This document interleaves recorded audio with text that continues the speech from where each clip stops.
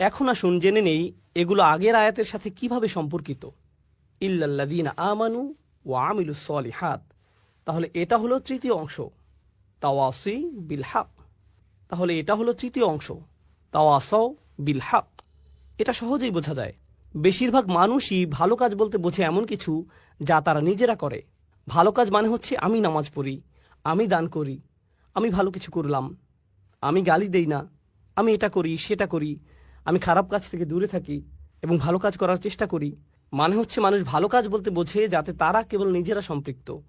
কিন্তু আসলে আমরা দুই ধরনের কাজ করি, এমন কাজ যা আমাদের প্রভাবিত করে আর এমন কাজ যাতে অন্যরা প্রভাবিত হয়। এই দুই ধরনের কাজ আছে। যখন আপনি নামাজ পড়েন তখন কে প্রভাবিত হয়? আপনি নিজেই। যখন আপনি দান করেন এটা আপনাকে প্রভাবিত করে, আবার অন্যকেও প্রভাবিত করে। যখন আপনি মিথ্যা বলেন এটা আপনাকে প্রভাবিত করে, কিন্তু এতে অন্য কেউ প্রভাবিত হয় না। এখন বিষয় হচ্ছে, আপনি যদি শুধুমাত্র এমন ভালো কাজের ব্যাপারে চিন্তা করেন যা শুধু আপনাকে প্রভাবিত করে, আর আপনার আশেপাশের মানুষরা এমন নয়, হয়তো অন্য কিছু করছে, তারা তাদের কর্তব্যে অবহেলা করছে, আর তারা যে তাদের দায়িত্ব অবহেলা করছে তা শুধু তাদেরকেই সমস্যায় ফেলছে না, বরং কাকে সমস্যায় ফেলছে? অন্যদেরকেও। আপনার অন্যদের প্রতিও দায়িত্ব আছে, আর এর অবহেলার কারণে অন্যরা প্রভাবিত হচ্ছে। আপনাকে অন্যায়ের বিপক্ষে দাঁড়িয়ে সত্য কথা বলতে হবে, এটা আপনার দায়িত্ব। এটা মানবতার প্রশ্ন। সহজভাবে বললে আসলে এমনটা করতে সাহসের প্রয়োজন হয়। সেই মুহূর্তে কথা বলা যখন আপনি দেখছেন আপনার চুপ থাকার কারণে হয়তো অন্য কেউ সমস্যায় পড়বে। এটা হলো তাওয়াসি বিল হক। আমাকে সত্যিকার অর্থেই তার পক্ষে দাঁড়াতে হবে, কারণ আমি যদি না দাঁড়াই তাহলে নিশ্চিতভাবে অন্য কেউ সমস্যায় পড়বে। ধরুন আপনি রাস্তা দিয়ে যাচ্ছেন, সেখানে হয়তো কিছু বাচ্চা বেসবল খেলছে রাস্তার মাঝখানে। তারা খুব জোরে বল মারছে, বল হয়তো মানুষের গাড়িতে পড়ছে। এটা কি মেনে নেওয়ার মতো ঘটনা? না। তারা অন্য মানুষের সম্পদের ক্ষতি করছে। তখন আপনার মাথায় আসলো, আমার মনে হয় এদেরকে থামতে বলা উচিত, সম্ভবত আমার কিছু একটা তাওয়াসি বিল হক করা উচিত। বুঝা গেল? এই তোমরা এখানে খেলো না।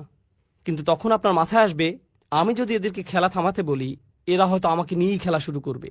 এরা শুধু মুখে বলেই ক্ষান্ত হবে না, আমাকে মারতেও পারে শুধুমাত্র থামতে বলার কারণে। এটা একটা খুবই ছোট উদাহরণ। বড় পরিসরে বললে, পরিবারের ভেতরে যদি এমন হয়, আপনার বাবা হয়তো কোনো ভুল করেছেন, আপনার মা, আপনার মেয়ে, আপনার বোন, আপনার স্ত্রী, পরিবারের কেউ হয়তো কোনো ভুল করেছে, তারা কোনো অন্যায় করেছে, কেউ হয়তো মোহর পরিশোধ করছে না, কিংবা সম্পত্তির সমান ভাগ করা হচ্ছে না, আর এটা আপনার সামনেই ঘটছে। আপনার ভেতরে তখন মনে হচ্ছে আমার কিছু বলা উচিত, আমার বলা উচিত যেটা ভুল। কিন্তু তখন আপনি ভাবেন এর ফলাফল কি হবে? তারা সবাই আমাকে বকা দেবে, তারা হয়তো আমাকে অহংকারী ভাববে, এমনকি আমার সাথে কথা বলা বন্ধও করে দিতে পারে। এরকম আরো অনেক কিছু হতে পারে। তাহলে বুঝতে পারছেন, যখন আপনি সত্যি কথাটা বলতে চান তখন আপনার মাথায় কি কি আসে? এই সব ফলাফলগুলো। কিন্তু আল্লাহ আজ্জা ওয়া জাল্লা আমাদেরকে ছাড় দিয়েছেন, তিনি আমাদেরকে সব ভয় ভীতি থেকে মুক্তি দিয়েছেন। এই কারণে আমাদের সকল ভয় দুশ্চিন্তা চলে যায় যখন আল্লাহ বলেন ইল্লাল্লাযীনা আমানু। প্রথম অংশে যখন আপনার ঈমান থাকে তখন কি হয়? তখন আপনি কাকে ভয় পান? শুধুমাত্র আল্লাহ, কেবল আল্লাহ। যখন আপনি ভালো কাজ করেন তখন শুধু ঈমান বাড়তে থাকে, আর যখন ঈমান বাড়তে থাকে তখন আপনার পক্ষে তাওয়াসি বিল হক করাটা সহজ হয়ে যায়। আর যদি আপনি অনুভব করেন যে তাওয়াসি বিল হক করাটা আপনার পক্ষে বেশ কঠিন, বলুন তো এর মানে কি দাঁড়ায়? এর মানে দাঁড়ায় আপনার ঈমান ততটা শক্তিশালী নয়, আপনার ঈমান যথেষ্ট দৃঢ় নয়। এই দুটি বিষয় একটি অপরটির সাথে সম্পর্কযুক্ত। সত্যের পক্ষে দাঁড়ানো এবং কথা বলার সাহস থাকা সরাসরি ঈমানের সাথে সম্পর্কিত, একেবারে সরাসরিভাবে যুক্ত। শেষ অংশটা নিয়ে বলি। এই দুইটি বিষয় যেহেতু একটি অপরটির সাথে সম্পর্কিত, এখানে একটা হাদিস মনে পড়েছে। এটা আনাস রাদিয়াল্লাহু তাআলা আনহু কর্তৃক বর্ণিত সহিহ মুসলিমের হাদিস। আচ্ছা, আগে আমরা আবু সাঈদ আল খুদরির হাদিসটি দেখি। মান রাআ মিনকুম মুনকারান ফালিয়ুগাইয়িরু বিয়াদিহি ফাইল্লাম তাস্তাতি ফাবিকলবিহি যালিকা আদআফু আল ঈমান। আদআফুল আমল নয়, আদআফুল ঈমান। তিনি বলেন, কেউ যদি কোনো খারাপ কাজ সংঘটিত হতে দেখে তার উচিত হাত দিয়ে তার প্রতিরোধ করা। এটাও কিন্তু তাওয়াসি বিল হক। তিনি যদি এটা না পারেন তাহলে কি দিয়ে প্রতিবাদ করা উচিত? তার মুখ দিয়ে প্রতিবাদ করা উচিত, তার এর বিরুদ্ধে বলা উচিত। সে যদি এটাও না পারে, অন্তত তার অন্তরে এ ব্যাপারে খারাপ ধারণা করা উচিত। আর এটাই হচ্ছে সবচেয়ে দুর্বল ঈমান, আর এটাই হচ্ছে সবচেয়ে দুর্বল ঈমানের পরিচয়। রাসূল সাল্লাল্লাহু আলাইহি ওয়াসাল্লাম বলেননি যে এটা হচ্ছে সবচেয়ে দুর্বল আমলের পরিচয়, এটা হচ্ছে সবচেয়ে দুর্বল ঈমান। তার মানে তিনি মানুষকে সত্যের প্রতি উৎসাহ দেয়া, সত্যের জন্য কিছু করাকে সরাসরি ঈমানের সাথে সংযুক্ত করেছেন। ঠিক যেভাবে সূরায় এসেছে ইল্লাল্লাযীনা আমানু ওয়া আমিলুস সলিহাত ওয়া তাওয়াসাউ বিল হক, ইল্লাল্লাযীনা আমানু ওয়া আমিলুস সলিহাত, তারপর সাথে সাথে ওয়া তাওয়াসাউ বিল হক, এই তিনটিকে সম্পর্কযুক্ত করা হয়েছে। আর এই ব্যাপারে সবশেষে বলতে চাই, তাওয়াসি বিল হক হয়ে থাকে, এখানে তাওয়াসি শব্দটির মূল হচ্ছে তাফাউল, যার মানে হচ্ছে সহযোগিতা।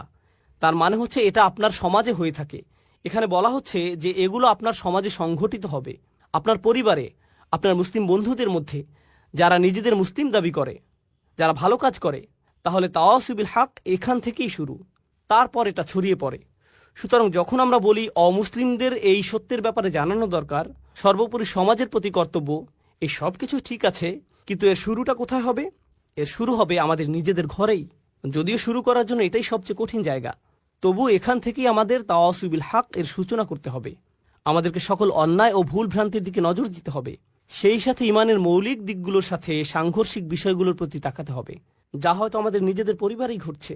আর আমাদেরকে এর বিরুদ্ধে সোচ্চার হতে হবে। একটা চেয়ারে বসে ক্যামেরার সামনে মাইকে আপনাদেরকে এইসব বলাটা যত সহজ, নিজের পরিবারের মানুষদেরকে এসব বলা ততটাই কঠিন। সেটা অনেক অনেক অনেক বেশি কঠিন কাজ। এতে অনেক বেশি সাহসের প্রয়োজন হয়, এতে অনেক বেশি ধৈর্যেরও প্রয়োজন হয়, যা আমার পরবর্তী পয়েন্ট। আর তা হলো, যখন আপনি এগুলো করতে যাবেন তখন আপনার আবশ্যিকভাবে প্রচুর ধৈর্যের প্রয়োজন হবে। তাই আল্লাহ আয্যা ওয়া জাল্লা এই সূরা শেষ করেছেন এভাবে, তাওয়াসাউ বিস-সবর। সবর শব্দটির কয়েকটি অর্থ আছে। বাংলায় ধৈর্য বললে অর্থটি ঠিক পরিপূর্ণ হয় না। তাহলে আসুন প্রথমে আমরা সবরের কয়েকটি অর্থ সম্পর্কে জেনে নেই। হ্যাঁ, সবর বলতে ধৈর্যও বোঝানো হয়, কিন্তু এ দিয়ে অধ্যবসায়ও বোঝানো হয়। অধ্যবসায় মানে হচ্ছে যখন পরিস্থিতি কঠিন হয়ে যায় তখনও আপনি এর সাথে লেগে থাকেন, তখনও আপনি তা চালিয়ে যান, এটাই হলো অধ্যবসায়। এই শব্দটি দিয়ে প্রতিশ্রুতিও বোঝানো হয়, অর্থাৎ আপনি কখনো আলসেমি করেন না, আপনি ঢিলেমি করেন না, আপনি প্রতিশ্রুতিবদ্ধ। যেন আপনি কোনো চাকরি করছেন আর প্রতিদিন আপনি সময় মতো হাজির হবেন, কিংবা কোনো অ্যাসাইনমেন্টের কাজে আছেন যা সময়ের মধ্যেই জমা দিতে হবে, এটাই হচ্ছে প্রতিশ্রুতি। এটা দিয়ে ধারাবাহিকতাও বোঝায়, অর্থাৎ আপনি প্রতিশ্রুতির এদিক সেদিক করেন না, প্রতিশ্রুতি ভঙ্গ করেন না, এটা ঠিক থাকে। ইবনে তাইমিয়া রাহিমাহুল্লাহ সবরের সংজ্ঞায়ন করেছেন এভাবে, তিনি বলেছেন, সুসময় বা দুঃসময় আল্লাহ তাআলার প্রতি সমান আনুগত্য ধরে রাখাই সবর। আপনি যদি আল্লাহর প্রতি আনুগত্য ধরে রাখতে পারেন, সুসময় বা দুঃসময় যাই হোক না কেন, তাহলেই আপনি সত্যিকারের সবরের চর্চা করছেন। এটাই হলো সবর। এরপর আমরা দেখতে পাই আল্লাহ এখানে বলেননি ওয়া তাওয়াসাউ বিল হক ওয়াস সাবারু। এটা খুবই গুরুত্বপূর্ণ। তারা তাদের সামর্থ্যের সবটুকু দিয়ে আন্তরিকতা ও সততার সাথে একে অপরকে সত্যের প্রতি ও তাদের দায়িত্বের ব্যাপারে উৎসাহ প্রদান করে। আর আল্লাহ এখানে এইটুকু বলেননি যে তারা ধৈর্য ধরে কাজ করে, তিনি কেবল বলেননি যে তারা ধৈর্য ধরে, তিনি আরও আগবাড়িয়ে বলেছেন ওয়া তাওয়াসাউ বিস-সবর, যার মাধ্যমে আর বড় কিছু বোঝায়। তাহলে এখানে কেবল সবর করলেই হবে না, অর্থাৎ তারা কেবল ধৈর্য ধরে না, অধ্যবসায় করে না, ধারাবাহিকতা রাখে না, বরং তারা একে অপরকে ধৈর্যের ব্যাপারে বলে, অধ্যবসায়ে উৎসাহিত করে, ধারাবাহিকতা রাখতে বলে। বলুন তো এ থেকে আমরা কি শিখলাম? আপনি একা আপনার সবর ধরে রাখতে পারবেন না, আপনার উপদেশের জন্য কাউকে প্রয়োজন, যাতে সে আপনাকে সাহস যোগাতে পারে এবং বলতে পারে, ভাই তোমার সবর করা প্রয়োজন। সবর একে অপরকে সাহস যোগায়। অন্যের কাছ থেকে আপনি এই শক্তি পাবেন, একা থাকলে আপনি সাহস হারিয়ে ফেলবেন। এটা মানুষের স্বাভাবিক প্রবৃত্তি যে যখন মানুষ খারাপ পরিস্থিতির মধ্যে পড়ে, সবচেয়ে ইমানদার ব্যক্তিটিও, সবচেয়ে আমলদার ব্যক্তিটিও যে সব সময় ভালো কাজ করে, যখন কেউ তাকে অপমান করে বা কেউ তার কাজের প্রশংসা করে না এবং খারাপ কিছু ঘটে, এমনকি হতে পারে তা কোনো ইসলামিক কাজে, তখন সে হতাশ হয়ে পড়ে। এরা ভালো মানুষ, সবরের ব্যাপারে তাদের চেয়ে কে ভালো জানে? তবু আপনাকে সেই আলেম, সেই ইমাম, সেই কর্মী, সেই দায়ী, সেই শিক্ষকের কাছে যেতে হবে, গিয়ে বলতে হবে, ভাই আপনার ধৈর্য ধরা উচিত। যখন আপনি তাদেরকে এভাবে বলবেন, এতে কি তাদের উপকার হবে? হ্যাঁ হবে। যদিও তারা এটা ইতিমধ্যেই জানে, তবুও, যদিও তারা সবরের ব্যাপারে ইতিমধ্যে অনেক জানে, তবুও তারা এই তাওয়াসি এর মাধ্যমে উপকৃত হবে। তাওয়াসি বিস-সবর নিজেদের মধ্যে ঘটে, আর এটাই এখানে আবশ্যকীয়। এটা তাওয়াসি বিল হক এর বিপরীত। তাওয়াসি বিস-সবর তাদের জন্য যারা তাওয়াসি বিল হক থামিয়ে দিয়েছে, কারণ তারা ফলাফল দেখতে না পেয়ে হতাশ হয়ে পড়েছে। কিভাবে তারা তাদের উদ্যম ধরে রাখবে? একে অপরকে অধ্যবসায়ের ব্যাপারে তাগিদ দেওয়ার মাধ্যমে। সবচেয়ে সহজভাবে বলা হয়েছে আলাল মাসাইব, অর্থাৎ আপনাকে ধৈর্য ধরতে হবে, অধ্যবসায় চালিয়ে যেতে হবে, ধারাবাহিকতা ধরে রাখতে হবে, পরিস্থিতি যতই খারাপ হোক না কেন। অসবরু আলা মা আসাবাক, যতই বিপদ আসুক না কেন আপনাকে চেষ্টা চালিয়ে যেতেই হবে। এটা হলো একটা অর্থ। অপরটি হলো আনিল মাআসি, অর্থাৎ আপনাকে পরীক্ষা করা হবে। যারা এই দিনের জন্য কাজ করছেন তা যেভাবেই হোক না কেন, হয়তো আপনি আপনার বাসায় দিনী পরিবেশ তৈরি করতে চাচ্ছেন, বাইরে আপনি হয়তো অমুসলিমদের দিনের দাওয়াত দিচ্ছেন, হয়তো দানের জন্য অর্থ জোগাড় করছেন, এটা যেমনই হোক না কেন আপনি ইসলামের জন্য কিছু করতে চাচ্ছেন। শয়তান কার পেছনে বেশি লাগে জানেন? যারা দিনের জন্য কাজ করে। শয়তান অন্য যে কারো চেয়ে তার পেছনে বেশি সময় ব্যয় করে যাতে সে আল্লাহর অবাধ্য হয়। বিশেষ করে যখন সে একা থাকে, তারা বেশি ঝুঁকিতে থাকে, তাদের উপর বেশি আক্রমণ হয়ে থাকে। সুতরাং আল্লাহর অবাধ্যতা থেকে বাঁচার জন্য আপনার সবর করা উচিত। একই সাথে আল্লাহর আনুগত্যের জন্য আপনার সবর করা উচিত। অর্থাৎ আল্লাহর আনুগত্য করাও কঠিন হয়ে থাকে, কিন্তু আপনাকে অধ্যবসায় চালিয়ে যেতে হবে। আমরা কিছু ঘটনা জানি, এগুলো সত্যিকারের ঘটনা, কোনো বানানো কিছু নয়। আল্লাহ আমাদের সাথে কথা বলেছেন, তিনি আমাদের নিয়ে কথা বলেছেন, এবং তিনি ভালোভাবে জানেন আমরা কিভাবে জীবনযাপন করি। ফি হিযিক্রিকুম, তুমি নিজেই এ সম্পর্কে জানো। আমাদের মধ্যে কিছু ভাই ও বোন আছেন যারা ইসলামিক কর্মকাণ্ডে খুবই সক্রিয়। তারা অনেক ভালো কাজ করেন, কিন্তু একই সাথে তাদের কিছু খারাপ অভ্যাসও দেখা যায়। এগুলো পাপের কাজ। এটা এতই গুরুতর সমস্যায় রূপ নিয়েছে যে তারা এগুলোতে আসক্ত হয়ে পড়েছেন। তাদের সাহায্য দরকার। তাদের কি দরকার জানেন? তাদের দরকার তাওয়াসি বিসসবর। তাদের কাউকে দরকার যে তাকে অনবরত উপদেশ দিবে, বলবে শোনো, তোমাকে চেষ্টা করতে হবে, তোমাকে সংযত হতে হবে। এই 4টি উপাদান সম্পর্কে আমি সবশেষ কয়েকটি বিষয় বলতে চাই। এর প্রথম বিষয়টি হচ্ছে, এই 4টি উপাদানই অতীতকালে বর্ণিত হয়েছে। ইল্লাল্লাযীনা আমানু অতীতকাল, ও আমিলু অতীতকাল, অতাওয়াসাউ বিল হক, অতাওয়াসাউ সবগুলোই অতীতকাল। এর মাহাত্ম্য কি? যদি এভাবে বলা হতো ইল্লাল্লাযীনা ইউমিনুন ওয়া ইয়ামালুনাস সালিহাত ওয়া ইয়াতাসালুনা বিল হক ওয়া ইয়াতাসালুনা বিস-সবর, তাহলে কি পার্থক্য হতো? বর্তমানকালে বললে কি হতো?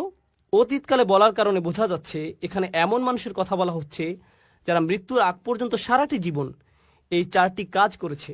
সুতরাং এখন আপনি তাদের জীবনটি পর্যালোচনা করে দেখতে পারেন। আপনি তাদেরকে দেখে বলবেন, হ্যাঁ, তারা তাদের জীবনকে ঈমানের দাবি অনুসারে অতিবাহিত করেছে। যখন আপনি তাদের জীবনের দিকে তাকাবেন, আপনি বলবেন তারা ভালো কাজ করেছে এবং তারা তাওয়াসু বিল হক করেছে, তাওয়াসাউ বিস-সবর করেছে। অন্যভাবে বললে এটা সেই আয়াতটি পরিপূর্ণ করেছে যেখানে বলা হচ্ছে ওয়ালা তামুতুন্না ইল্লা ওয়া আনতুম মুসলিমুন, ভুলেও মুসলিম না হয়ে মৃত্যুবরণ করো না। আপনি যখন তাদের জীবনটি দেখবেন, আপনি বলবেন না তারা আগে ভালো ছিল, পরবর্তীতে তারা বিপথে চলে গেছে, তাদের জীবনের শেষ দিনটি পর্যন্ত তারা অটুট ছিল। সুতরাং আপনি তাদেরকে দেখে অবশ্যই বলবেন তারা এই 4টি বিষয় পরিপূর্ণ করেছে। তাই এগুলোকে অতীতকাল বলার কারণ বোঝা যায় মৃত্যুর আগ পর্যন্ত তাদের গোটা জীবনটি এই 4টি কাজের সমষ্টি। এরাই সফল হয়েছে। অর্থাৎ আপনি থামতে পারবেন না। আপনি এমন একটা জায়গায় পৌঁছাবেন যখন মানুষেরা আপনার সম্পর্কে বলবে এই 4টি বিষয় আপনি পূর্ণ করেছেন। এটাই হলো দ্বিতীয় মাহাত্ম্য। এর শেষ বিষয়টি হলো, যা আমার মনে হয় সূরা আসরের এই আলোচনার অন্যতম গুরুত্বপূর্ণ বিষয়, তা হলো বায়ের কয়েকটি তাৎপর্য আপনারা জানেন। বিল হক শব্দটি নিয়ে আমরা আলোচনা করেছি। একইভাবে যখন তারা তাওয়াসি বিস-সবর করে, যখন তারা একে অপরকে উৎসাহ দেয় ধৈর্যের সাথে, তারা ধৈর্যের সাথে ধৈর্যের উপদেশ দিচ্ছে এবং তারা একে অপরকে ধৈর্যের প্রতি উৎসাহ দেয়। কেউ যদি বলে আমি তোমাকে ধৈর্যের সাথে উপদেশ দিচ্ছি আর আমি তোমাকে ধৈর্যের প্রতি উপদেশ দিচ্ছি, এই দুইয়ের মধ্যে একটা পার্থক্য আছে। এই দুইটি আসলে আলাদা বিষয়। ধৈর্য ও অধ্যবসায়ের প্রতি, যেভাবে আমি তোমাকে উপদেশ দিচ্ছি এতেও ধৈর্যের প্রয়োজন আছে। এই উপদেশ দেওয়ার জন্য আমাকে ধৈর্য ধরতে হবে। আপনাকে তাড়াহুড়া করলে চলবে না, আপনাকে খুবই ধৈর্যশীল হতে হবে। যে আল্লাহর প্রতি অবাধ্য আচরণ করে তার প্রতি আপনাকে খুবই সহনশীল হতে হবে। আপনি তাকে পরামর্শ দিবেন, এই পরামর্শ দেওয়ার সময় আপনাকে ধৈর্যশীল আচরণ করতে হবে। আর আপনি তাকে কিসের প্রতি উৎসাহ দিচ্ছেন? ধৈর্যের ব্যাপারেই। তাহলে আপনি যেভাবে তাকে পরামর্শ দেন তাতে ধৈর্যের প্রয়োজন হয়। আবার এই ধৈর্য ধারণের প্রতি আপনি তাকে উৎসাহ দিচ্ছেন। শেষ আরেকটি বিষয় আমার মনে পড়েছে, এটা নিয়ে একটু বলি। এই 4টি বিষয় আসলে একে অপরের জন্য একটা পরীক্ষার মতো। অর্থাৎ যদি কেউ সবর হারিয়ে ফেলে, শেষ কথা হচ্ছে এই 4টি বিষয় আসলে একে অপরের জন্য একটা পরীক্ষা। অর্থাৎ যদি কেউ সবর হারিয়ে ফেলে তাহলে সে তাওয়াসু বিল হক করতে পারবে না। কেন পারবে না? কারণ যখনই সে মানুষকে সত্যের ব্যাপারে জানাতে যাবে, মানুষ এমন কথা বলবে যা সে সহ্য করতে পারবে না। আর যখন মানুষের এমন কথা সে শুনবে, পরিস্থিতি তার জন্য কঠিন হয়ে যাবে। সে বলবে আমি এটা নিতে পারছি না। যখন সে বলবে আমি এটা নিতে পারছি না, আমি সহ্য করতে পারছি না, এ থেকে তার কিসের ঘাটতি বোঝা যায়? সবরের ঘাটতি। সুতরাং যখন কেউ সত্যের প্রতি আহ্বান করে না, বুঝতে হবে সেখানে সবরের ঘাটতি আছে। আরেকটি বিষয় এ থেকে বোঝা যায়, তা হলো কেউ হয়তো ভাবতে পারে যে সে সত্যের প্রতি রাখছে, কিন্তু এই কথায় কারো কোনো সমস্যা হচ্ছে না। সে ভাবছে যে সত্যের প্রতি ডাকছে, কিন্তু তার এই ডাকায় কারো কোনো সমস্যা নেই, কেউ তার কথায় ক্ষুব্ধ হচ্ছে না। এর মানে কি জানেন? আপনি যেহেতু সবর ছাড়াই তাওয়াসুই বিল হক এর প্রতি মানুষকে ডাকতে পারেন, আপনি খুব সম্ভবত তাওয়াসুই বিল হক করছেন না। কেননা এই পৃথিবীর সবচেয়ে ভদ্র ও নরম মনের মানুষেরা যখন মানুষকে সত্যের পথে ডেকেছে, তারা বিপদে পড়েছেন। এটা হচ্ছে এই কাজের আবশ্যিক ফলাফল। আল্লাহর সবচেয়ে ধৈর্যশীল রাসূলদের দিকে তাকান, নূহ আলাইহিস সালামের দিকে তাকান। তার পুরোটা জীবন ছিল দাওয়াতি কাজে পূর্ণ, আর পুরো জীবন জুড়েই ছিল সবর। কেননা তিনি মানুষকে যা বলেছেন তা মানুষকে বাধ্য করেছে তাকে অপমান করতে, কটু কথা বলতে, তার বিরুদ্ধে দাঁড়াতে।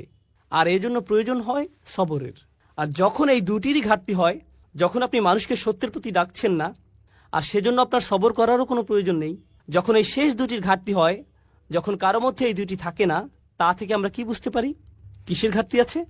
প্রথম দুটি শর্ত, ঈমান ও ভালো কাজ। কারণ যতক্ষণ না আপনি নিজেই ভালো কাজ করবেন, খারাপ কাজ আপনার চোখে পড়বে না। যদি আপনি নিজে ভালো কাজের সাথে যুক্ত না হন, আপনি বুঝতে পারবেন না খারাপ কাজ করলে সমস্যাটা কি। কিন্তু যখন আপনি নিজের পরিবর্তন করবেন, আপনি হয়তো পার্টি করতেন, তারপর আপনি আল্লাহর কাছে ভালোভাবে তওবা করে তার আনুগত্য করতে শুরু করলেন। যখন আপনি আল্লাহর আনুগত্য করেন আর অন্যরা পার্টি করে, এতে আপনি বিরক্ত হন, তাদের জন্য আপনার খারাপ লাগে। আগে এতে আপনার কিছু মনে করতেন না, কিন্তু এখন আপনার মনে হচ্ছে তারা কিভাবে এটা করছে, আমার তাদেরকে থামানো উচিত, আমি নিজেই ভুল করেছি, আমি চাই না তারাও একই ভুল করুক। এটা আপনাকে কষ্ট দেয়। কিন্তু এটা যদি আপনাকে কষ্ট না দেয়, আপনার যদি কখনো মনে না হয় যে আপনার তাদেরকে থামানো উচিত, তার মানে হলো আপনি ভালো কাজের প্রতি প্রতিশ্রুতিশীল নন। আর আপনার যদি ভালো কাজের ব্যাপারে প্রতিশ্রুতি না থাকে, তার মানে আপনার কি নেই? ঈমান। তাহলে এই সবগুলো বিষয় হচ্ছে লাজিম ও মালজুম। এগুলো একটি অপরটির আবশ্যিক ফলাফল এবং একটি আরেকটির সাথে ওতপ্রোতভাবে জড়িত। আমি অন্য সূরাগুলোর চাইতে এই সূরাটিতে অনেক বেশি সময় নিয়েছি।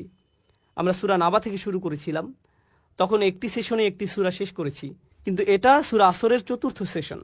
আলহামদুলিল্লাহ, অবশেষে আমরা এটা শেষ করতে পেরেছি। কেন জানেন? কারণ আমার মনে হয়েছে এটা সবচেয়ে ছোট সূরা। এটা এমন একটি সূরা যা মুখস্থ করা খুবই সহজ। আমাদের বেশিরভাগই এটা আত্মস্থ করে ফেলেছে, কিন্তু এটা সবচেয়ে ভারী সূরা।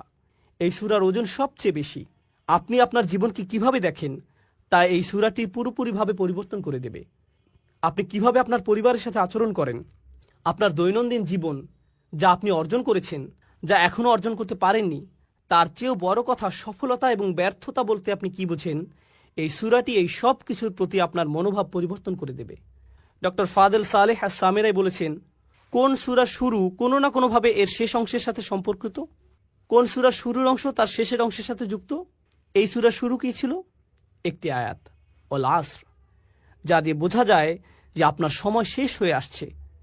আর শেষ আয়াতটি হলো 4টি উপাদান নিয়ে, যা আমরা গত 2 সেশন ধরে আলোচনা করছি। তাহলে এই দুইটি অংশ একটি অপরটির সাথে কিভাবে যুক্ত? ঈমান, ভালো কাজ, তাওয়াসুই বিল হক, তাওয়াসুই বিস সবর।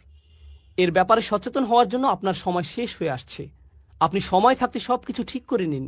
আপনার নিজের জন্য এটা খুব জরুরি একটা বিষয়। ইন্নাল ইনসানা লাফি খুসর, এটা কে? আপনি ধরে নিন, ইন্নান নাফসি, আমার নিজের জন্য।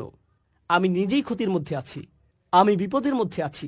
আল্লাহ তাআলা আমাদেরকে তাদের অন্তর্ভুক্ত করুন যারা সূরা আসরের 4টি শর্তকে পূর্ণাঙ্গভাবে পালন করতে পেরেছে। আল্লাহুম্মা জাআলনা মিনাল্লাযিনা আমানু ওয়া আমিলুস সলিহাত ওয়া তাওয়াসাউ বিল হক ওয়া তাওয়াসাউ বিস সবর।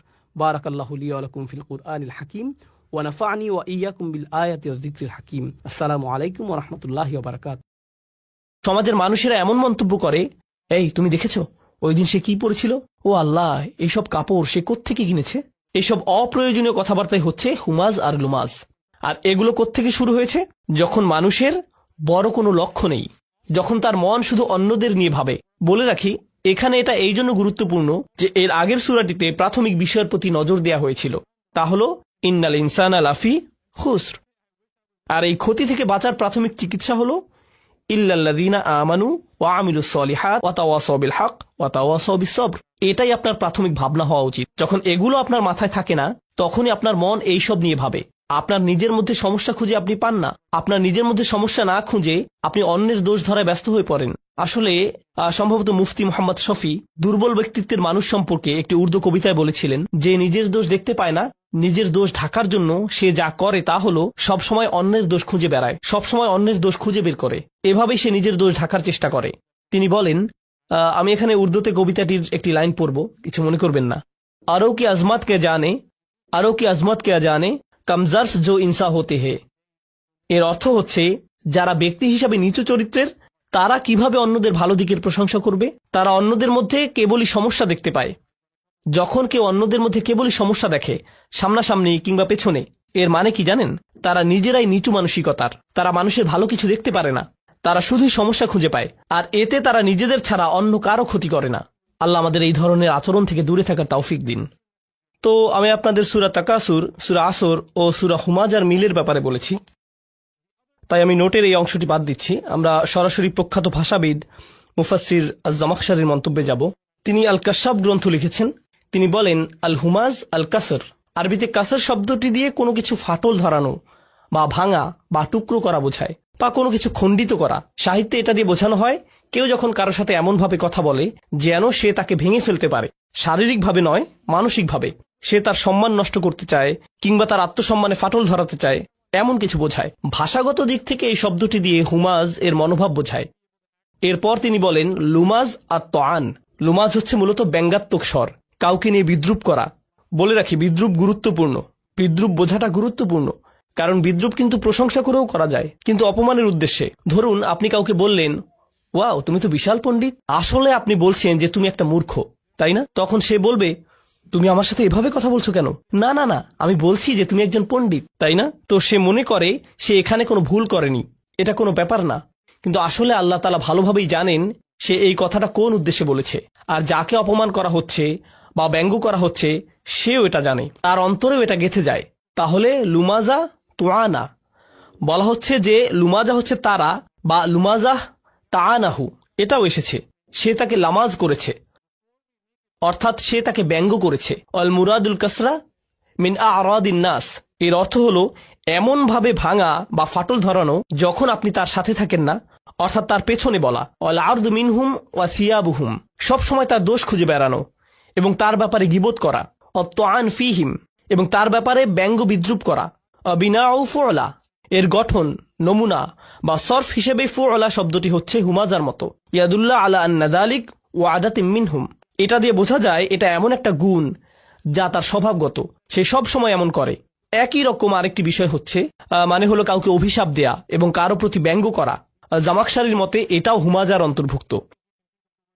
কাউকে গালমন্দ করার অর্থ হচ্ছে কারো ব্যাপারে বাজে কথা বলা, এটা হচ্ছে লানাহ বা সত্যি সত্যি অভিশাপ দেয়া, কারো ব্যাপারে বদদোয়া করা ইত্যাদি। আর দ্বিতীয়ত আদ্দাহিকা মানে হলো ব্যঙ্গ করা, কাউকে নিয়ে মজা করা এবং শাসানোর স্বরে কথা বলা। এখন কারো দিকে তাকিয়ে সুন্দর হাসি একরকম আর ব্যঙ্গাত্মক হাসি অন্যরকম। আমার মনে হয় আমরা সবাই এটা বুঝি, তাই না? আবার সত্যিকার চালাক প্রকৃতির লোক এমন করে, তা হলো সে বলে, বাহ, আমি তোমার দিকে হেসে তাকাই, এটা তুমি চাও না? কি সমস্যা তোমার? তুমি কি সুখ শান্তি চাও না? তো তারা মনে করে তাদের এই চালাকির মাধ্যমে তারা এটা উতরে যেতে পারবে।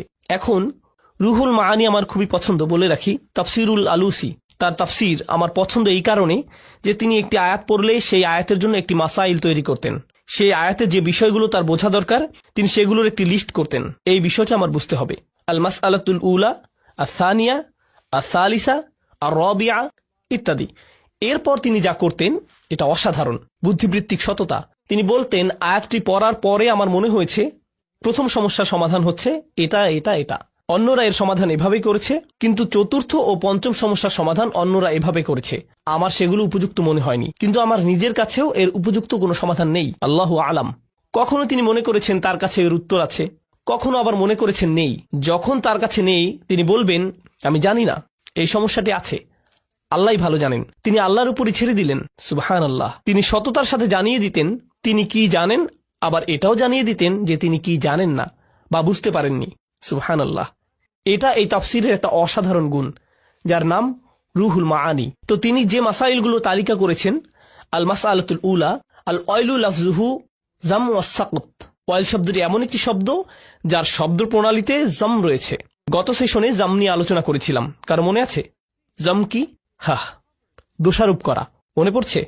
দোষারোপ করা, এই শব্দটি দিয়ে কাউকে দোষারোপ করা হয়। কঠোরতা, ওয়াহিয়া কালিমাতু কুল্লু মাকরাবিন, এটা খুবই কঠিন বর্ণনা। এই শব্দটি দিয়ে তাদেরকে বোঝায় যারা মানসিকভাবে ব্যথিত, অর্থাৎ কেউ অন্য কারো কথা বা অঙ্গভঙ্গির দ্বারা অসহায় বোধ করে, কোনো না কোনোভাবে অপমানিত বোধ করে, অর্থাৎ যে এমন অসহায় বোধ করে তার অন্তর থেকে এই শব্দটি চলে আসে, তারা অত্যাচারের থেকে মুখ ফিরিয়ে নেয় এবং যে তার উপর অত্যাচার করছে তাকে ওয়াইল বলে সম্বোধন করে, কারণ তার আর কিছুই করার থাকে না। তাই এই অনুভূতিকেই এখানে ওয়াইল বলা হয়েছে। কেবল শব্দই নয়, সে যখন অপমানিত বোধ করছে, সে কষ্ট পেয়ে তার কাছ থেকে সরে গিয়েছে, এই অনুভূতিকে ওয়াইল বলা হয়। তো এখানে যে বিষয়টি বুঝতে হবে তা হলো, যখন কেউ অপমানিত বোধ করে এবং সে তার প্রতি ওয়াইল করে যে তাকে অপমান করেছে, কিন্তু এই সূরায় সেই মানুষ আসলে ওয়াইল করছে না। কে ওয়াইল করছে? আল্লাহ। অর্থাৎ মাকরুবের বদলে যে অপমানিত হয়েছে তার বদলে এখানে এই শব্দটি ব্যবহার করে আল্লাহ তার পক্ষে দাঁড়িয়েছেন এবং স্বয়ং আল্লাহ তাকে তিরস্কার করছেন যে অপমান করছে মানুষকে। সুবহানাল্লাহ। এটা খুবই সিরিয়াস ব্যাপার, কারণ সাধারণত ইসলাম অধ্যয়নে আমরা দেখেছি কেউ কারো বিপক্ষে বদদোয়া করা নিয়ে বিভিন্ন বর্ণনা পাই। উদাহরণস্বরূপ, ইয়াকুম ওয়া দাওয়াতাল মাজলুম, বিখ্যাত হাদিস। মজলুমের বদদোয়ার ব্যাপারে সাবধান। যদি মজলুম আপনার বিপক্ষে বদদোয়া করে, সাবধান। বুঝতে পারছেন? এটা খুবই সিরিয়াস ব্যাপার। এরপর আসবে এর চাইতেও বড় কথা, যখন ফেরেশতারা কারো ব্যাপারে বদদোয়া করে। উলাইকা ইয়ালআনুহুমুল্লাহ ওয়া ইয়ালআনুহুমুল লাঈনুন। এটা খুবই সিরিয়াস ব্যাপার। কিন্তু এই সব কিছুর উপরে যখন আল্লাহ বিশেষভাবে স্বয়ং আল্লাহ কারো ব্যাপারে ওয়াইল বলেছেন, এটা কতটা ভয়াবহ হতে পারে? এটা খুবই ভয়ঙ্কর ব্যাপার। এটা খুবই ভয়ঙ্কর ব্যাপার। এটা বিশেষভাবে উল্লেখ করা প্রয়োজন, কারণ আমরা এটাকে উল্টোভাবে নিয়েছি, একে আমরা খুবই হালকাভাবে নিয়েছি। এরপরে যে বিষয়টি বলবো, এখান থেকে আরবিতে কিছু পয়েন্ট আছে, আমি সেগুলো পড়ছি। বলা হয়েছে যে ওয়াইল শব্দটি দিয়ে কুৎসিত কিছুও বোঝায়, অর্থাৎ এটা দিয়ে কেবল তাকে বোঝায় যে কোনো জঘন্য কাজের সাথে যুক্ত, নিকৃষ্ট, বাজে, কুৎসিত এবং ন্যাক্কারজনক। ওয়াইস ইস্তিসগার, ওয়াইলের বদলে ওয়াইস আসার কারণে লামের বদলে আমি শব্দের শেষে কি বলেছি? সিন। এটা দিয়ে বোঝায় সমাজে কাউকে ছোট করে দেখা, অর্থাৎ কাউকে হীনমন্যতায় ভোগানো। ওয়াইস দিয়ে এটাই বোঝায়। যাই হোক, ফানাব্বাহা বিহাদা আলা কবহি হাদাল ফিল, এই কাজটি কতটা নিকৃষ্ট তা সম্পর্কে আল্লাহ জানিয়ে দিলেন। মূলত তিনি সতর্ক করলেন। ওয়াখতালাফু ফিল ওয়াইর আল্লাযী ফি হাযিহি সূরা, এই সূরাতে যে সতর্কতা দেয়া হয়েছে তা নিয়ে মুফাসসিরগণ ভিন্ন মত পোষণ করেছেন। হাল ইয়াতানাওয়ালু কুল্লা মান ইয়াতামাসসাক বিহাযিহি তারিকাতি ফিল আফআলি রাদিআ, যারা এমন আচরণ করে প্রত্যেকের জন্য এটা প্রযোজ্য, এই জঘন্য কাজ। অন্যভাবে বললে, আল্লাহ এখানে যাদেরকে সতর্ক করেছেন এটা কি প্রত্যেকের জন্য প্রযোজ্য? আও নাকি হুয়া মাকসুম বি আকওয়াবিন মুআয়্যিনিন, এটা কি প্রত্যেকের জন্য প্রযোজ্য, নাকি এটা নবীজি সাল্লাল্লাহু আলাইহি সাল্লামের সময়ে বিশেষভাবে নির্দিষ্ট কিছু মানুষের কথা বলা হচ্ছে? আম্মাল মুহাক্কিকুন, গবেষকদের মতে, ফাকালু, তারা বলেন, ইন্নাহু আমুন, এটা সবার জন্য, লিকুল্লি মা ইয়াফআলু হাদাল ফিল, যারা এমন করবে এটা সবার জন্যই প্রযোজ্য। কাইনান মান কান, সে যেই হোক, ক্বালা মাকাতিল, এটা যে কেউ হতে পারে। এই কথা বলার পর তিনি বলছেন, যখন সাহাবারা এটা শুনেছেন তারা ভেবেছেন এটা কোনো নির্দিষ্ট কারো ব্যাপারে বলা হচ্ছে। এটা কিন্তু এই মন্তব্যের বিরোধিতা করে না। মন্তব্য হচ্ছে এটা সবার জন্য প্রযোজ্য। কিন্তু সাহাবারা যদি মনে করেন এটা অমুকের ব্যাপারে বলা হয়েছে, এই আয়াতটি তমুকের ব্যাপারে নাজিল করা হয়েছে, তারা মনে করছেন না যে এটা শুধুমাত্র সেই লোকের ব্যাপারে বলা হয়েছে। মূলত সাহাবারা আমাদের শেখাচ্ছেন যে আপনার যদি সুনির্দিষ্ট উদাহরণ লাগে, এই যে একটি উদাহরণ, নাজালাত ফিল ওয়ালিদ ইবনে মুগীরা, ওয়ালিদ ইবনে মুগীরার ব্যাপারে এখানে বলা হচ্ছে। নাজালাত ফিল আখনাস ইবনে শুরাইক, আখনাস বিন শুরাইকের ব্যাপারে এখানে বলা হচ্ছে। কানা ইয়ালমিজুন নাস, সে মানুষের উপর দোষারোপ করত এবং মানুষকে তিরস্কার করত। ওয়ায়াগতাবুহুম, সে মানুষের নামে গীবত করত, মানুষের পেছনে সমালোচনা করে বেড়াত, বিশেষভাবে রাসূল সাল্লাল্লাহু আলাইহি সাল্লামের নামে। তো দ্বিতীয় সমস্যাটি, আসলে আমরা এটা আগেও পড়েছি, ওয়াহিয়াল মাসখারা, এটাই হচ্ছে দ্বিতীয় বিষয়। ওয়াহিয়াল মাসখারা আল্লাতী তা'তি বিল ওয়াবিদ ওয়াল আদহিক ফাআদহিকু মিনহুম ওয়াল ইয়াসতিন, যেটা ছিল বেদুইনদের স্বভাব, যারা ভার হিসেবে পরিচিত ছিল। তারা সবকিছু নিয়েই ঠাট্টা করত। এখন ভার বলতে মঞ্চের স্ট্যান্ড আপ কমেডিয়ান হতে পারে, আবার এমন মানুষে বোঝানো হতে পারে যারা সব সময় ঠাট্টা করতে থাকে, সবকিছু নিয়েই মজা করে। এটা মাঝে মধ্যে করা যেতেই পারে, কিন্তু আবার মাঝে মধ্যে সমস্যার সৃষ্টি করে। এখানে বলে রাখি, আমরা এমন একটি কালচারে বাস করি, কমেডি কালচার। আমাদের আনন্দের বড় জায়গা জুড়ে আছে কমেডি, স্ট্যান্ড আপ কমেডি জাতীয় বিষয়। আপনি যদি কমেডিগুলো ভালোভাবে দেখেন, এখানে কিছু বিষয় স্পষ্ট দেখা যায়। প্রথমত নির্লজ্জতা, বেহায়াপনা এবং নির্লজ্জতা। দ্বিতীয়ত অন্যদের নিয়ে মজা করা, তাদের বাচনভঙ্গি, তাদের জাতীয়তা, তাদের জাতি নিয়ে মজা করা। আর আল্লাহ আয্যা ওয়া জাল্লা এখানে এর পুরো বিপরীত কথা বলেছেন। নির্দিষ্টভাবে বললে বিশ্বাসীদের জন্য, লা ইয়াসখার কওমুম মিন কওমিন, কোন সম্প্রদায় যেন অপর সম্প্রদায়কে বিদ্রুপ না করে। কিন্তু এটাই হচ্ছে কমেডি। কিন্তু আমরা মনে করি আরে এটা তো কেবল কমেডি, ওরা তো শুধু মজা করছে। কিন্তু মুফাসসিরগণ এই বিষয়টি এখানে বর্ণনা করেছেন। বিরতি নেবার আগে ওয়াইয়াশতিন, এমন কেউ যে কাউকে অপমান করে এবং গালমন্দ করে, অর্থাৎ অপমানের ভাষায় কথা বলে, তাদেরকে নিয়ে মজা করা একটি বিষয়, অপমানের ভাষায় কথা বলা আরেকটি বিষয়, এবং কিছুটা শাসানোর স্বরে কথা বলে। এই সবই হুমাজা ও লুমাজার অন্তর্ভুক্ত। হুমাজা ও লুমাজার ব্যাপারে ইবনু আব্বাস রাদিয়াল্লাহু তাআলা আনহুর মন্তব্য পর্যন্ত আলোচনা করেছিলাম। আল হুমাজাতু আল মুগতাব, হুমাজা হচ্ছে সেই ব্যক্তি যে গীবত করে। আল লুমাজা আল আইয়াব, লুমাজা হচ্ছে সেই ব্যক্তি যে মানুষের দোষ ত্রুটি খুঁজে বেড়ায়। সানিহা ক্বালু আবু যায়েদ, দ্বিতীয়ত আবু যায়েদ বলেন, আল হুমাজা বিল ইয়াদ, হুমাজা হচ্ছে সেই ব্যক্তি যে হাত দিয়ে মানুষকে ক্ষতি করে। আল লুমাজা বিল লিসান, আর লুমাজা হচ্ছে সেই ব্যক্তি যে কি দিয়ে ক্ষতি করে? মুখ দিয়ে। তাহলে এখানে মতের ভিন্নতা রয়েছে, এর বিভিন্ন ব্যাখ্যা রয়েছে। ক্বালু আবুল আলিয়া, আল হুমাজা বিল মাওয়াজিহা, আর লুমাজা বিদ্দহরিল গাইব, হুমাজা সামনাসামনি হয় আর লুমাজা ব্যক্তির পেছনে হয়। আল হুমাজা জাহরান আর লুমাজা সিররান বিল হাজিব, অর্থাৎ হুমাজা হয় প্রকাশ্যে আর লুমাজা হয় গোপন ভাবে, যখন মানুষ তার সামনে থাকে না। পঞ্চমত ওয়াখামিসুহা আল হুমাজা ওয়াল লুমাজা আল্লাযী ইয়ারকাবুন নাস বিমা ইয়াকরাহুনা ওয়া কানা আল ওয়ালিদ আল মুগীরা ইয়াফআল যালিক, অর্থাৎ হুমাজা ও লুমাজা বলতে তাদেরকে বুঝায় যারা মানুষকে এমন শব্দ বা বিশেষণে ডাকে যা তারা পছন্দ করে না। ওয়ালিদ ইবনে মুগীরা এই কাজের জন্য পরিচিত ছিল, সে এটা সবসময় করত। হাসান বলেন, আল হুমাজা আল্লাযী ইয়াহমিজু জালিসাহু ইয়াখসিরু আলাইহি আইনাহু ওয়াল লুমাজা আল্লাযী ইয়াযকুরু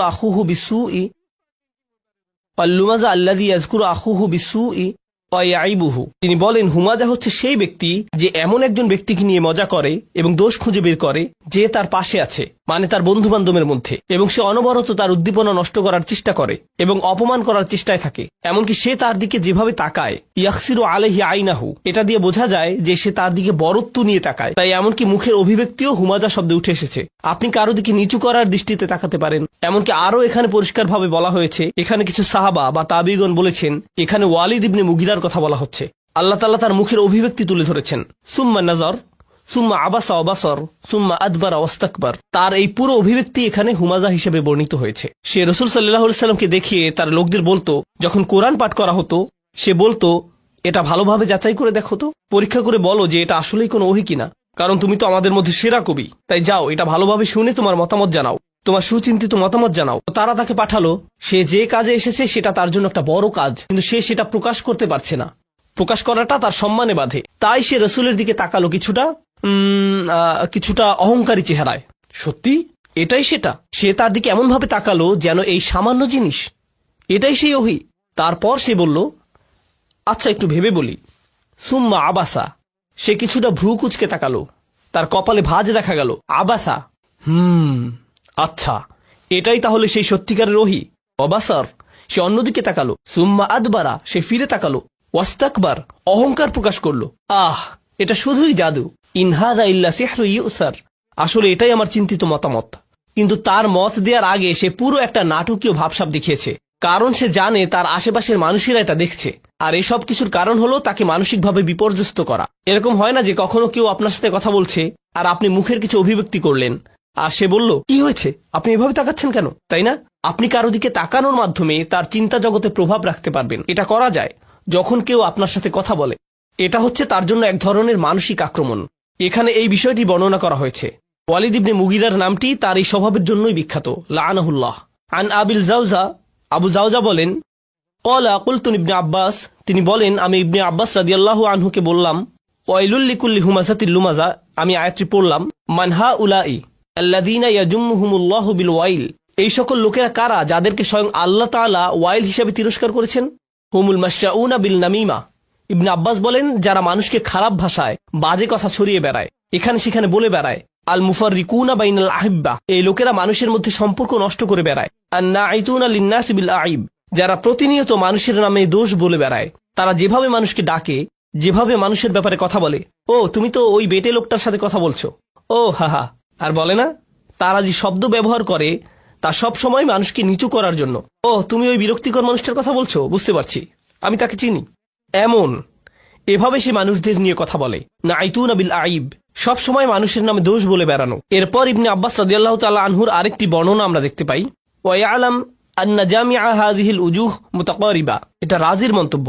জেনে রাখুন এখানে যে সকল মন্তব্য, যে সকল ভিন্ন বর্ণনা এসেছে সবগুলোই একে অপরের সাথে সম্পর্কিত।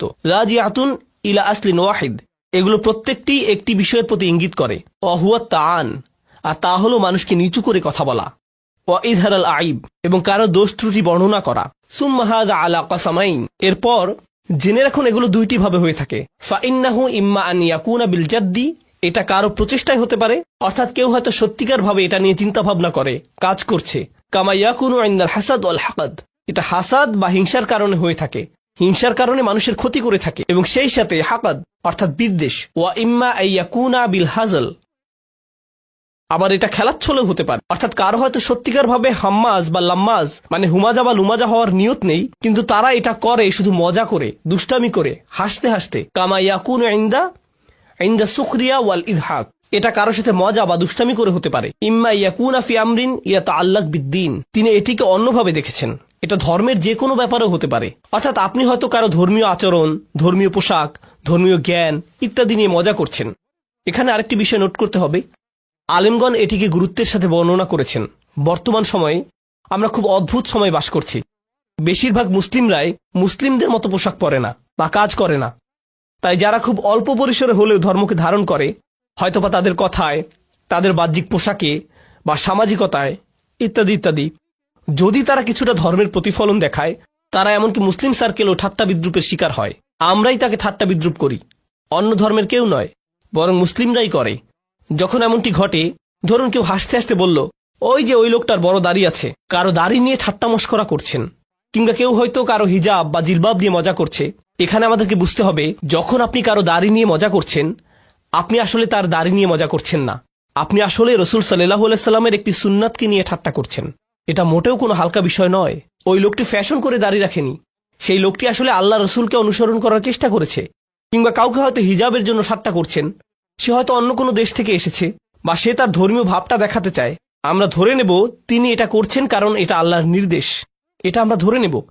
আমরা ভাববো যে তিনি আয়েশা রাদিয়াল্লাহু আনহাকে অনুসরণ করছেন।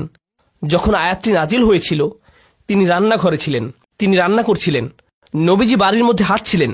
সেই সময় হিজাব সংক্রান্ত আয়াতটি নাজিল হয়েছিল, আর তিনি জানালা দিয়ে তা শুনেছিলেন। তিনি সাথে সাথে তার কাপড় দিয়ে মাথা ঢেকে নিলেন। তারা এমন স্পিরিটকে অনুসরণ করেছেন। সুতরাং তাদেরকে নিয়ে মজা করার মানে হচ্ছে উম্মাহাতুল মুমিনিনকে নিয়ে মজা করা। এর মধ্যে কোনো পার্থক্য নেই। আমাদেরকে খুব সতর্ক হতে হবে যখন আমরা কোনো মানুষের সাথে নিচু স্বরে কথা বলবো, যে কিনা ধর্ম মানার চেষ্টা করছে। এমনকি আপনি যদি তার মতের সাথে একমত নাও হন, এখানে আমি কোনো ফকিহ নই, কিংবা আমি কোনোদিন ফিকের বিষয়ে নিজের কোনো অভিমত দিব না, কারণ আমি এর যোগ্য নই। কিন্তু আমি আপনাকে এটা বলতে পারি যে ফিকের কিছু বিষয়ে মতের ভিন্নতা রয়েছে। উদাহরণস্বরূপ, বিভিন্ন ফকিহগণ, যেমন কুফার বা মদিনার ফকিহগণ, যেভাবে তারা ধর্মকে দেখেছেন ইত্যাদি, বিভিন্ন আলেমগণের ভিন্ন মত রয়েছে। আমি আপনাকে বলবো না যে কার মতটি সঠিক, আমি এর যোগ্য নই। কিন্তু আমি আপনাকে বলতে পারি, যদি আপনি কারো মতের সাথে একমত না হন, বা আপনি মনে করেন পাগড়ি পরাটা তত গুরুত্বপূর্ণ নয়, কিন্তু তারা মনে করে, তাই তারা পাগড়ি পরে, আপনার কি মনে হয় তারা কেন পাগড়ি পরে? নবীজি সাল্লাল্লাহু আলাইহি সাল্লামের প্রতি ভালোবাসা থেকে, তাই না? এমন কিছু বর্ণনা আছে না যেখানে বলা হয়েছে রাসূল সাল্লাল্লাহু আলাইহি সাল্লাম পাগড়ি পরতেন? তাহলে আপনি যখন তার পাগড়ি নিয়ে মজা করেন, ওই লোকটিকে দেখতে লাগছে, আমি এইসব শব্দ উচ্চারণ করতে পারবো না, আপনি যদি বলেন এ তো খুবই সংকীর্ণ মনা, এটা সেটা, সেই সব পোশাক পরে ইত্যাদি ইত্যাদি, আপনি যদি তার এই পোশাকের সাথে একমত নাও হন, যেহেতু তারা রসুলের প্রতি ভালোবাসা নিয়ে এটা পরে, এটাই আপনার তাকে সম্মান করার জন্য যথেষ্ট। এমনকি সাহাবারা কিছু বিষয়ে মাঝে মধ্যে তারা কিছু অযৌক্তিক কাজ করতেন, আপনার কখনোই মনে হবে না যে এটা যৌক্তিক, কিন্তু আমরা জানি তারা ভালোবাসা থেকে এটা করেছেন।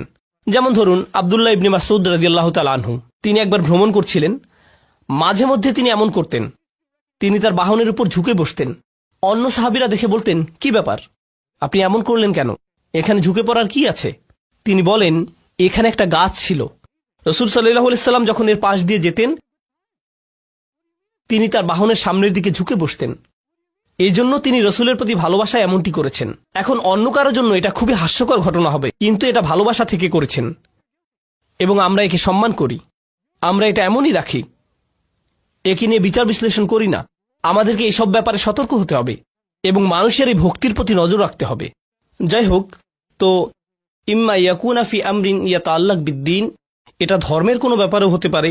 ওহুয়া মা ইয়াতাআল্লাক বিসসুরা আউল মাশি, এটা তাদের পোশাক নিয়েও হতে পারে, মানে আপনি কারো পোশাক নিয়ে ঠাট্টা মশকরা করেন, বা সে যেভাবে হাঁটে তা নিয়ে, আউল জুলুস, বা যেভাবে সে বসে বা যাদের সাথে বসে, ওয়া আইয়ুহু কাসীরা, এবং এটা বিভিন্নভাবে হতে পারে। সুম্মা ইজহারুল গায়ব ফি হাযিল আকসামিল আরবাআ ক্বাদ ইয়াকুনু লিহাজির, এরপরে এভাবে তাদের দোষ বললে তিনি যে 4টি বিষয় বলেছেন এটা হতে পারে সামনাসামনি, ওয়া ক্বাদ ইয়াকুল লিগায়ব, এটা হতে পারে কারো পেছনে, ওয়া আলা তাকদিরাইন ফাকাদ ইয়াকুলু বিল লাফজ, এবং এই দুই অবস্থায় এটা কথা দিয়ে হতে পারে, ওয়া ক্বাদ ইয়াকুন বিইশারাতিন ইশারাতির রাসুল আইন, কিংবা মাথা নাড়ানোর মাধ্যমে বা মুখের অভিব্যক্তির মাধ্যমে বা চোখের মাধ্যমে, ওয়া গায়রিহিমা, বা অন্য কোনোভাবে, ওয়া কুল্লু যালিকা দাখিল তাহদান নাহি ওয়াজ জাজর, এটা আমি অনেক আগেই বলেছিলাম, এটা দিয়ে দার্স শুরু করেছিলাম।